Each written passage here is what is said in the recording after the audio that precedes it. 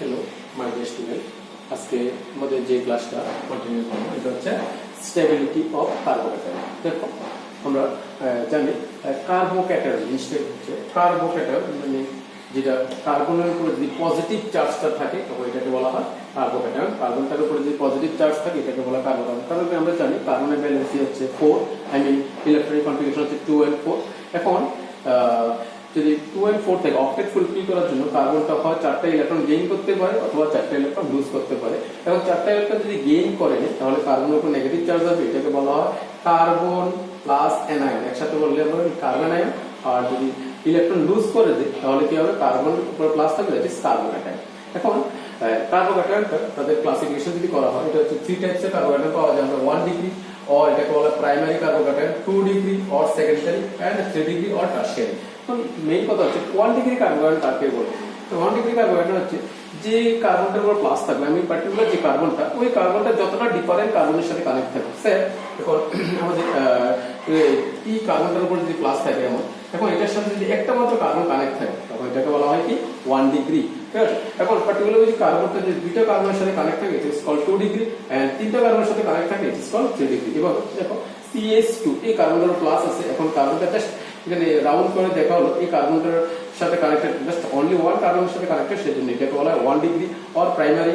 এখন যদি এমন লেখা হয় তখন এই পার্টিকুলার কার্বনটা দুইটা ডিফারেন্ট কার্বনের সাথে কানেক্টেড, সেজন্য হচ্ছে 2 ডিগ্রি অর সেকেন্ডারি।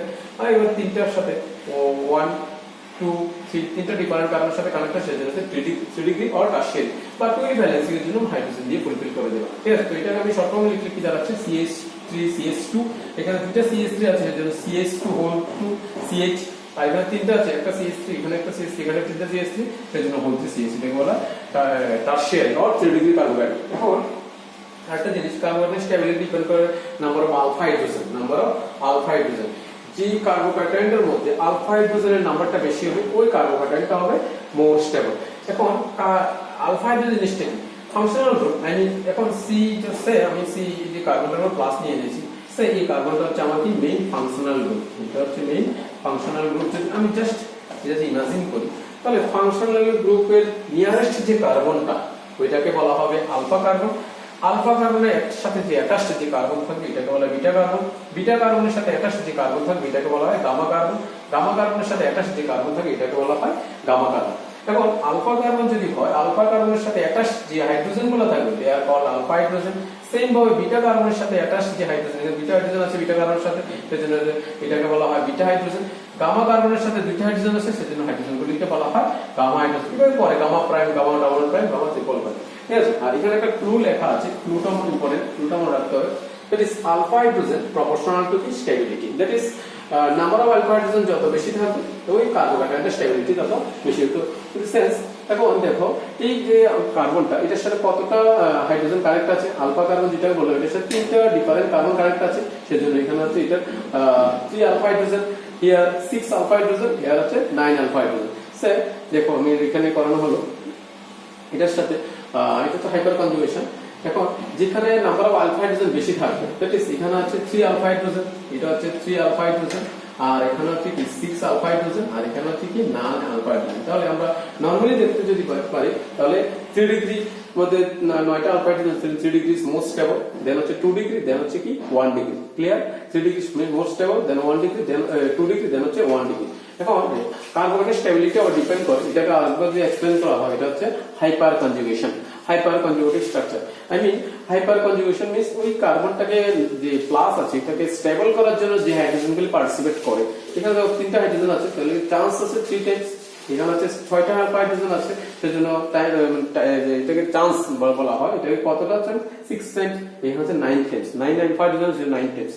তাহলে কার্বোক্যাটায়নের স্টেবিলিটি আমরা কাউন্ট করি, সবচেয়ে মোস্ট স্টেবল হবে 3 ডিগ্রি, দেন হচ্ছে 2 ডিগ্রি, দেন হচ্ছে 1 ডিগ্রি। তোমাদের এত সিম্পল ভাবে মনে রাখবে যেখানে নাম্বার অফ আলফা হাইড্রোজেন বেশি থাকবে এটা স্টেবিলিটি বেশি হবে, কারণ 3 ডিগ্রি যে কার্বোক্যাটায়ন এতে কয়টা 9টা আলফা হাইড্রোজেন, আর যেটা 2 ডিগ্রি এখানে হচ্ছে 6 alpha hydrogen, then 1 degree 3 alpha hydrogen, stability order হচ্ছে এটা। বাট এখন যদি কোনো resonating structure I mean double bond triple bond বা বেঞ্জিন রিং থাকে তখন তো স্টেবিলিটি আরেকভাবে চেঞ্জ হয়। যেমন আমরা এই CH2 ডবল বন্ড CH2 এই যে গ্রুপটা এটাকে আমরা জানি ইথিলিন গ্রুপ।